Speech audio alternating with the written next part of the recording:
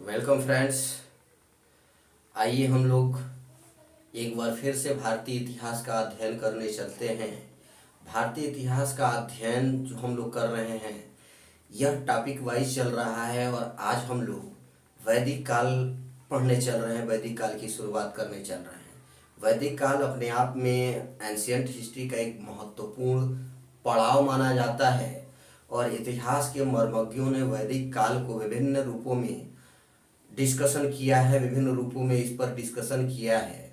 उन रूपों को भी हम लोग भविष्य में चल करके देखेंगे। अभी आइए शुरुआत करते हैं।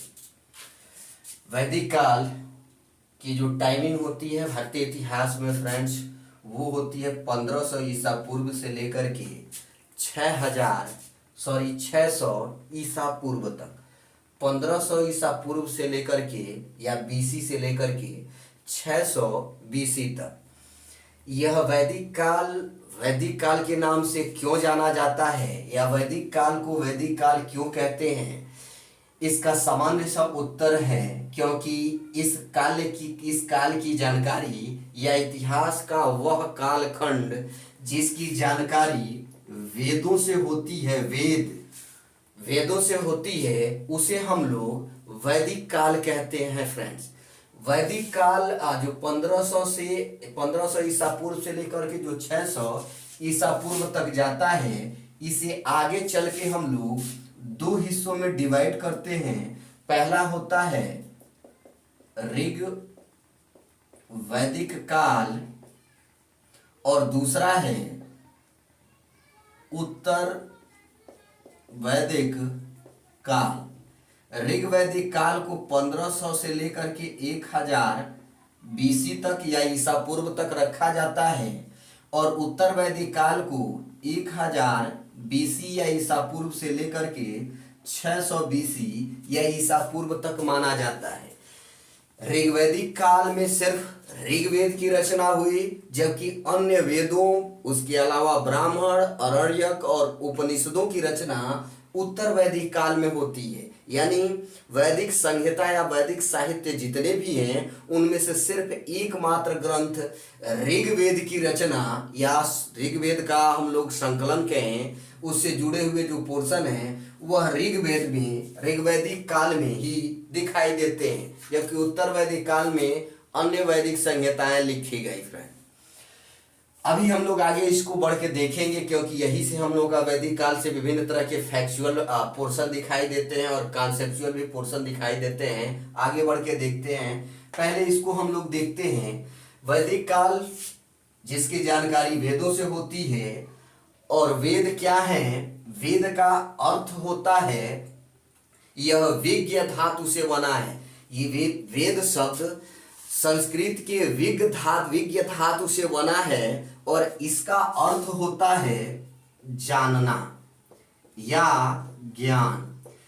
एक तरह से हम लोग कहें कि वेद वह है जिससे हम जो जानते हैं या जिससे हम लोग ज्ञान प्राप्त करते हैं। इनकी संख्या आगे बढ़ के हम लोग देखेंगे कि 4 हैं, यानी 4 वेद हैं, जिसमें से पहला है ऋग्वेद, दूसरा है सामवेद, तीसरा है यजुर्वेद और चौथा है अथर्ववेद। ऋग्वेद, सामवेद, यजुर्वेद और अथर्ववेद ये 4 वेद हैं। यह पद्य में लिखे गए थे या पद्य साहित्य हैं और यह क्लिष्ट भाषा में थे थोड़े, इसलिए इनको समझने के लिए दूसरे ग्रंथ या दूसरे वैदिक संहिताओं की रचना की गई। ब्राह्मण ग्रंथों की रचना हुई और ब्राह्मण ग्रंथों को क्लियर करने के लिए आरण्यक ग्रंथों की रचना हुई।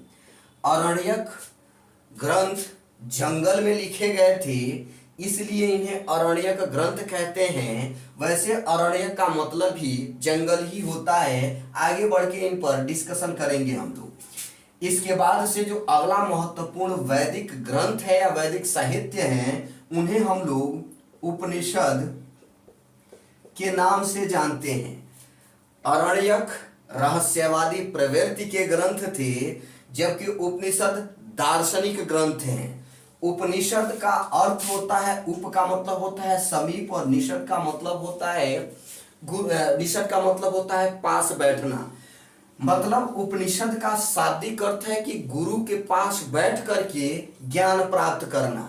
आगे इन समस्त हिस्सों को हम लोग बढ़ के पढ़ेंगे, देखेंगे। थोड़ी सी चर्चा और करते हैं यहाँ पर कि जो ये वेद हैं, यह जो चारों वेद हैं, यह वेद ईश्वरीय माने जाते हैं फ्रेंड्स, ईश्वरीय हैं। अर्थात इनका रचनाकार कोई व्यक्ति नहीं है, बल्कि यह ईश्वरीय ज्ञान है जो साक्षात पृथ्वी पर आए थे। और इनको समझने वाला और इनको संकलित करने वाला या इनको मूर्त रूप देने वाला, किताबों का रूप देने वाले जो व्यक्ति थे, उन्हें हम लोग महर्षि कृष्ण द्वैपायन या वेद व्यास, इन्हें वेद व्यास भी कहा जाता है। महर्षि कृष्ण द्वैपायन उर्फ वेद व्यास ने इन ग्रंथों का या वेदों का संकलन किया था। इसलिए कभी कभी इन्हें वेदों के रचनाकार या लेखक कहा जाता है, जो सही नहीं है। लेखक उसे कहते हैं फ्रेंड्स जो स्वयं के विचार खुद लिखता है या दूसरे से लिखवाता है। जबकि जब दूसरा आपका विचार लिखेगा तो वो लेखक नहीं होगा, वो संकलन करता हुआ उसने आपके विचार को या किसी दूसरे के विचार को इकट्ठा किया, प्रिंट के रूप में किया, वो संकलन करता हुआ। और इसी भूमिका में महर्षि कृष्ण द्वैपायन उर्फ वेद व्यास आते हैं। यह संकलन करता है वेदों के, न कि लेखक हैं, जानते रहिएगा। आगे हम लोग देखते हैं जो यह वेद ईश्वरीय हैं, मतलब यह ईश्वरीय वेद हैं, ईश्वर के साक्षात जो वाक्य हैं, यह हमारे धरा पर आए। और जब ये आए तब से लेकर इसके संकलन तक, मतलब जब तक ये वेदों की सृष्टि हुई इस धरती पर, तब से लेकर इस महर्षि कृष्ण द्वैपायन के संकलन के टाइम तक, जो बीच का टाइम है जब इनको लिखा नहीं गया था, तब यह किस रूप में थे।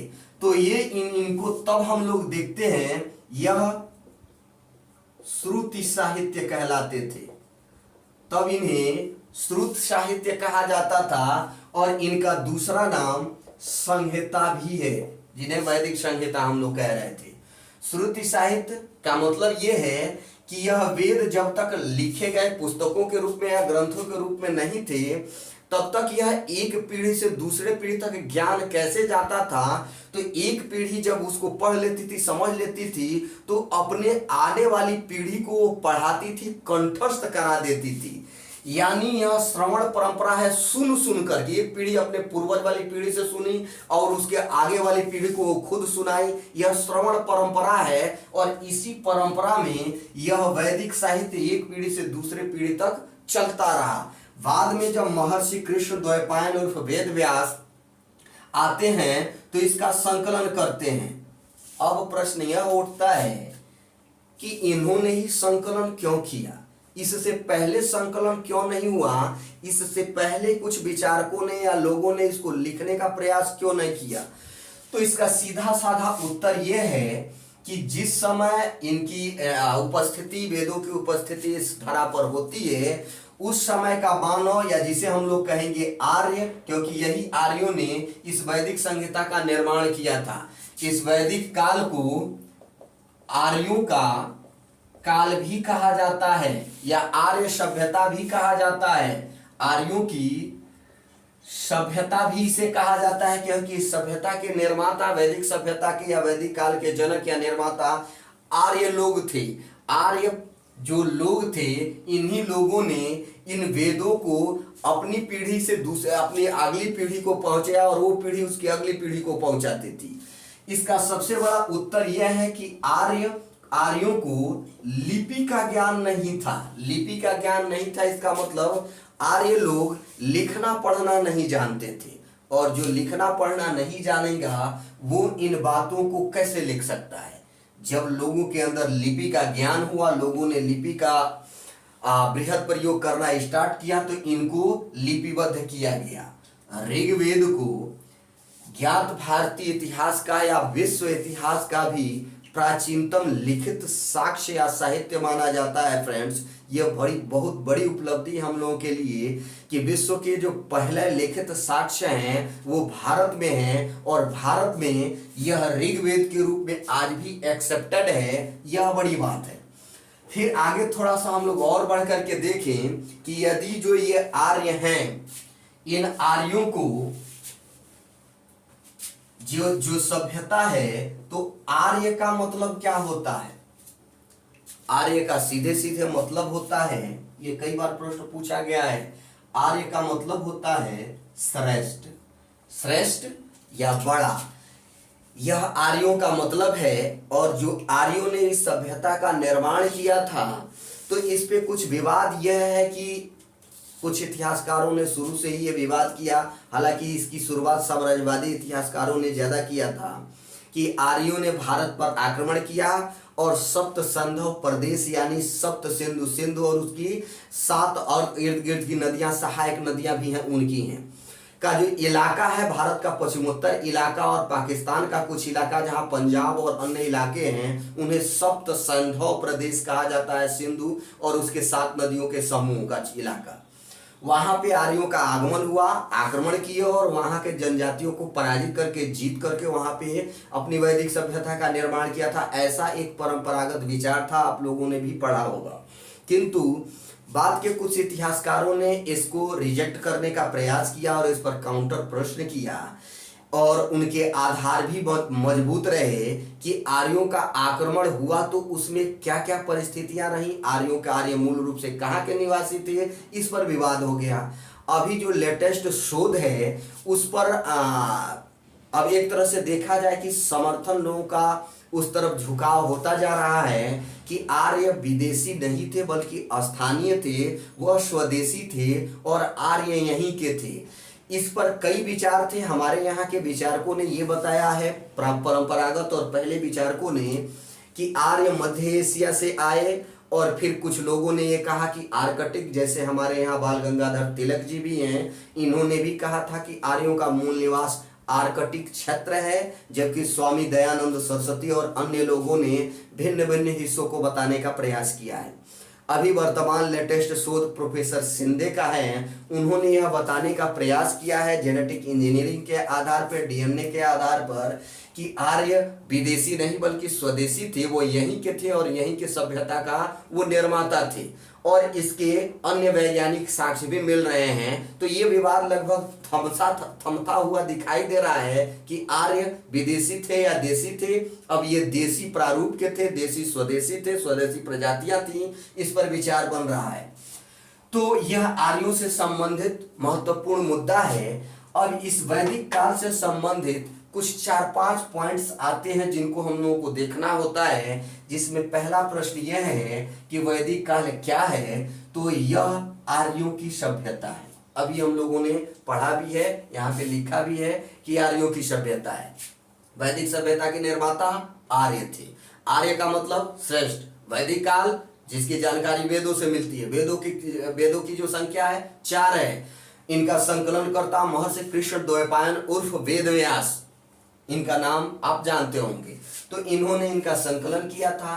फिर अगला जो महत्वपूर्ण हिस्सा है वह यह है, जो विशेषता है वह यह है कि यह एक रूरल सिविलाइजेशन था। यह एक रूरल सभ्यता थी, ग्रामीण सभ्यता थी।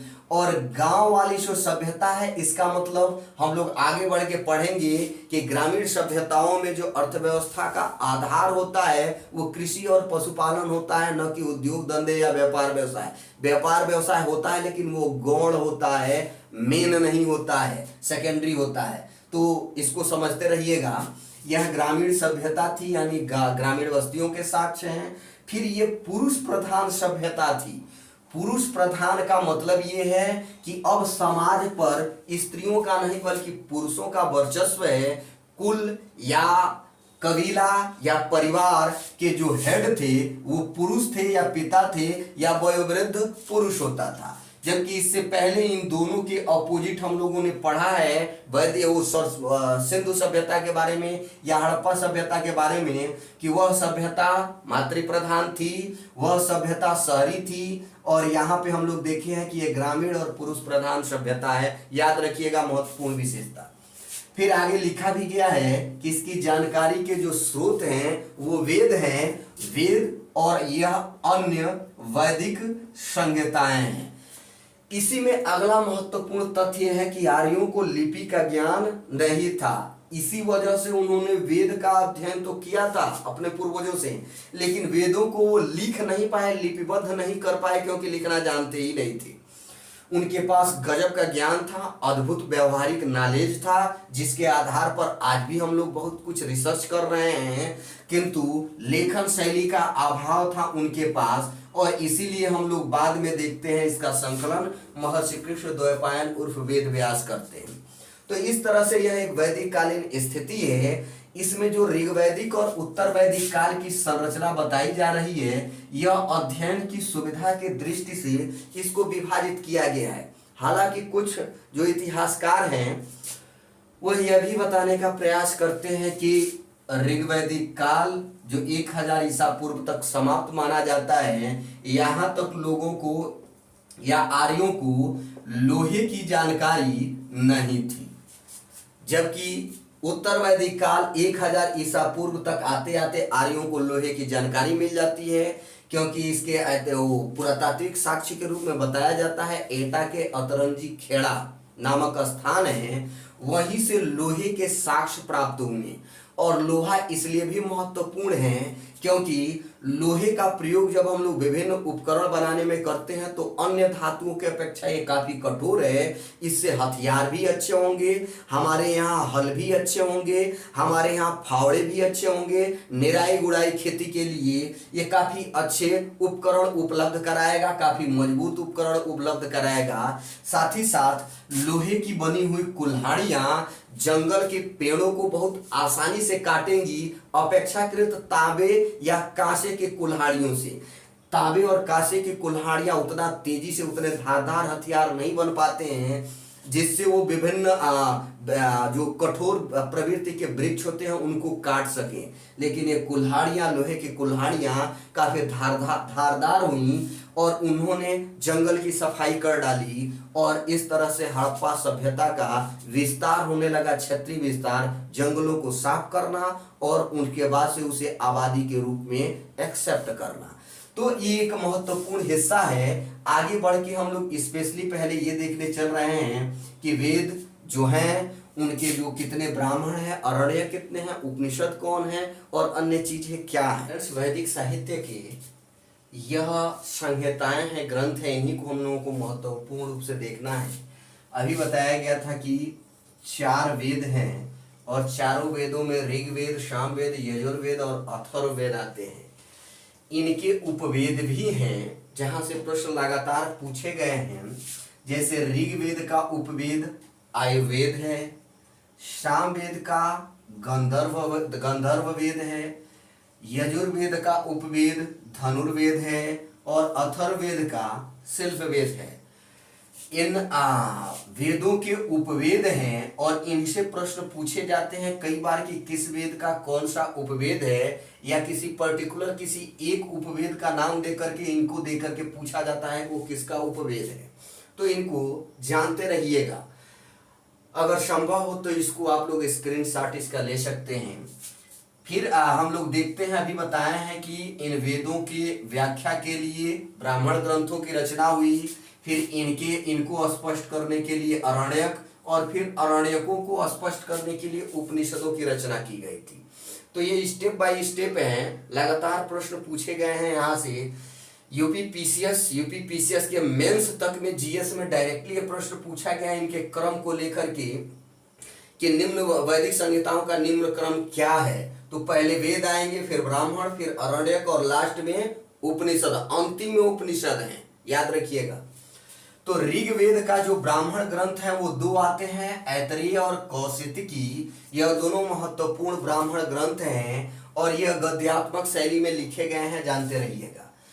अब इन्हीं इन्हीं ब्राह्मण ग्रंथों पर यह अरण्यक ग्रंथ हैं, ऐतरेय और कौशिकी अरण्यक, जो ऋग्वेद के हैं। अभी बताया गया है कि अरण्यक शब्द, अरण्य का मतलब भी होता है जंगल, और अरण्यक या जंगल में ही ऋषि मुनियों ने शांत जगह पर इन वेदों के, इस वैदिक संहिताओं के अरण्यक की रचना की थी, इसीलिए इसे अरण्यक ग्रंथ कहा जाता है। इसका सीधा सीधा मतलब यह नहीं है कि इन ग्रंथों की, संपूर्ण ग्रंथों की रचना जंगल में ही हुई।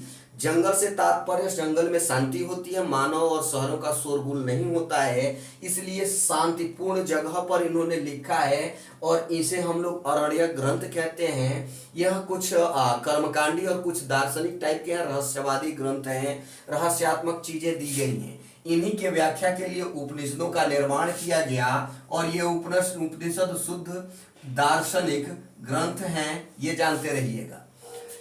इसके ही उपनिषदों को ऐतरेय और कौशिकी उपनिषद के नाम से जाना गया है, जबकि सामवेद का जो ब्राह्मण ग्रंथ है वो जैमिनी और तांड्य ग्रंथ हैं। इनके अलावा भी अन्य हैं, महत्वपूर्ण हम लोग पढ़ रहे हैं। और अरण्यक बृहदारण्य और तैतरीय है, जबकि छंदोग्य उपनिषद और जैमिनीय उपनिषद सामवेद के हैं। कम से कम इसको तो जानते रहिएगा, क्योंकि छंदोग्य उपनिषद से लगातार प्रश्न पूछे जाते हैं। यह छंदोग्य उपनिषद में भगवान कृष्ण की जानकारी मिलती है।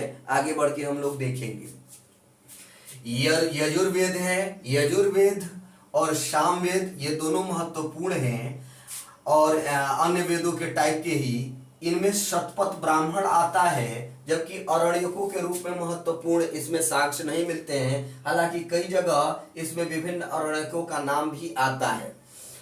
इसमें उपनिषद की बात करें तो बृहदारण्य उपनिषद और कठ उपनिषद और ईशो उपनिषद, यह तीन महत्वपूर्ण उपनिषद हैं, ये जानते रहिएगा।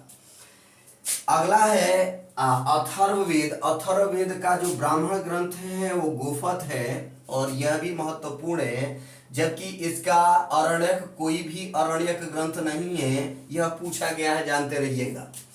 उपनिषदों को देखें तो मुंडको उपनिषद, प्रश्न उपनिषद, मांडुक्य उपनिषद जैसे अन्य उपनिषद आते हैं। ये तीन महत्वपूर्ण हैं।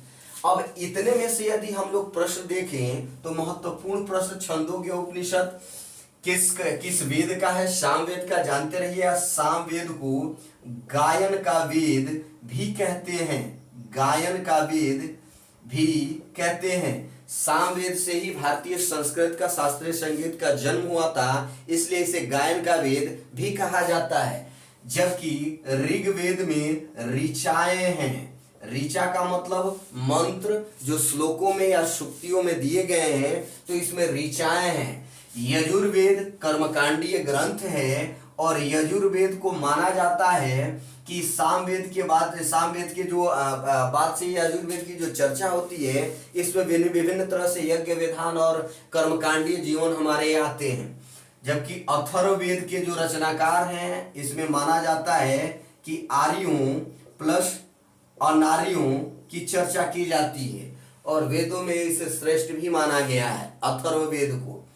अथर्ववेद का यह गोपथ ब्राह्मण है जो बताया गया है, और इसी के जो उपनिषद है मुंडको उपनिषद, इसी मुंडको उपनिषद से हम लोग एक महत्वपूर्ण वाक्य लेते हैं। आप लोग जानते होंगे, सत्यमेव जयते। यह सत्यमेव जयते मुंडको उपनिषद से लिया गया है और इसी वाक्य को या स्लोगन को हम लोग देखते हैं अशोक के सारनाथ स्तंभ में।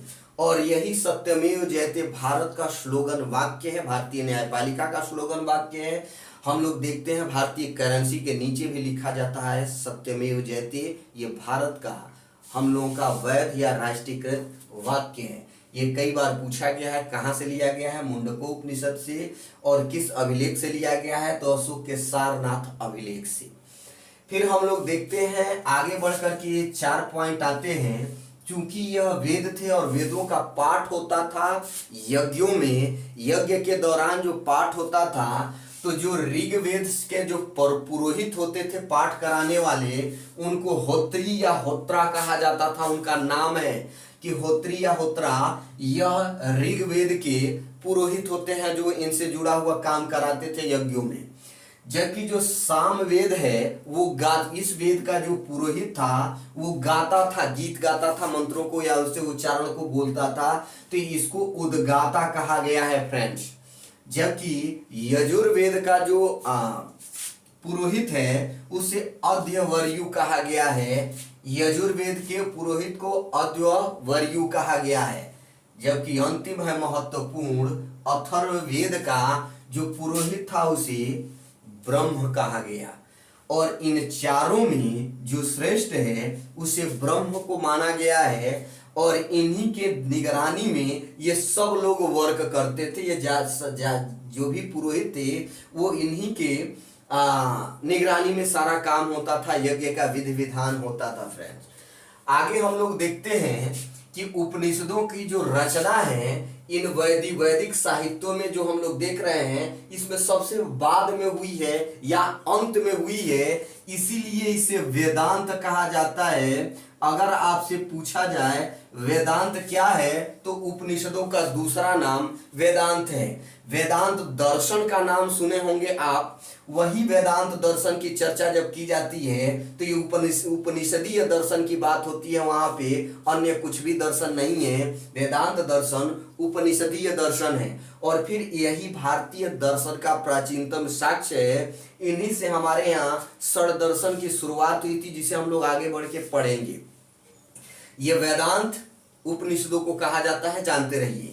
जबकि इन वैदिक साहित्यों को और स्पष्ट करने के लिए, इसके गंभीर अर्थ को जन सामान्य के सम्मुख लाने के लिए वेदांगों की रचना हुई। वेद के अंग, इन्हें हम लोग वेदांग कहे हैं। और वेदांगों की जो संख्या है वो 6 है। यह प्रश्न पूछा गया है कि वेदांत कितने हैं, यानी उपनिषदों की जो संख्या है वह कितनी है। तो जानते रहिएगा उपनिषदों की जो संख्या है वो 108 है। उपनिषद कितने हैं? 108 हैं। इन्हें वेदांत के रूप में कहा जा रहा है। यदि पूछा जाए वेदांतों की संख्या कुल कितनी है, 108, 108। जबकि वेदांग पूछा जाए, वेदांग वेदों का अंग वेदांग, तो इनकी कुल संख्या 6 है। कौन कौन से हैं? पहला है शिक्षा, दूसरा है कल्प, तीसरा है व्याकरण, चौथा है निरुक्ति, पांचवा है छंद और छठवां है ज्योतिष। यह 6 अंग है, वेदों के अंग है, वेदों के ही अंग है। वैदिक संहिताओं के बाद इनकी रचना हुई इनको स्पष्ट करने के लिए। इनके बाद से एक महत्वपूर्ण जो ग्रंथ आते हैं वो है स्मृति साहित्य। स्मृति साहित्य की रचना माना जाता है शुंग काल में हुई थी। 200 ईसा पूर्व से इनके निर्माण की प्रक्रिया होती है। और प्रथम जो स्मृति साहित्य है वह है मनुस्मृति। मनुस्मृति प्राचीनतम भारत की स्मृति है। और इसके बाद से जो स्मृति है वह है याज्ञवल्क्य स्मृति, फिर बृहस्पति स्मृति और फिर अन्य स्मृतियां आती हैं। सबसे अंतिम स्मृति ओशनम स्मृति का जिक्र किया जाता है, ओशनम स्मृति का। और यह स्मृति 11वीं 12वीं सदी में लिखी गई थी, जानते रहिएगा। स्मृति ग्रंथ या क्या है? मानव के आचार व्यवहार को नियंत्रित करने वाली, मानव का जो जीवन है उसको कैसे रहना चाहिए, लोगों को धर्म के अनुसार कैसे वर्क करना चाहिए, संस्कार हमारे क्या होने चाहिए, इसकी चर्चा स्मृति ग्रंथों में की गई है। मनु स्मृति पहली भारत की प्राचीनतम स्मृति थी, जानते रहिएगा। इसी के पैरेलल या इसी के इर्द गिर्द महाकाव्य काल आता है। महाकाव्य काल, महाकाव्य कालों में 2 महत्वपूर्ण महाकाव्यों की चर्चा होती है। एक होता है रामायण और दूसरा होता है महाभारत। यह भारत के प्राचीनतम महाकाव्य है। रामायण में हम लोग देखते हैं, महाकाव्य किसे कहते हैं? महाकाव्य ऐसे साहित्यिक ग्रंथ को कहते हैं जिसमें नायक के जन्म से लेकर के मृत्यु तक का वर्णन होता है, उसे हम लोग महाकाव्य कहते हैं। जबकि खंड काव्य जिसमें नायक के जीवन के किसी एक हिस्से को या एक काल को दर्शाया जाता है, उसे खंड काव्य कहते हैं। तो यह रामायण और महाभारत दोनों के दोनों महाकाव्य हैं, इसलिए क्योंकि रामायण में भगवान राम की चर्चा की जाती है, इनके जन्म से लेकर के इनके अंतिम जीवन के अंतिम पड़ाव तक की चर्चा यहाँ पर की गई है। जबकि महाभारत में महाभारत के नायकों के साथ भी यही स्थिति है। महाभारत का जो प्राचीनतम नाम है वो था जय संहिता। महाभारत का प्राचीनतम नाम जय संहिता था और उस समय उसमें श्लोकों की संख्या लगभग वही 8-10 हजार थी। अभी 1 लाख से ऊपर महाभारत में श्लोकों की संख्या हो गई है और विश्व का सबसे बड़ा महाकाव्य महाभारत को माना जाता है। इस तरह से यह महाकाव्य काल है, इसकी चर्चा हम लोग करते हैं। इसके बाद से एक महत्वपूर्ण काल आता है, उसे हम लोग कहते हैं पुराण। पुराण की संख्या 18 है।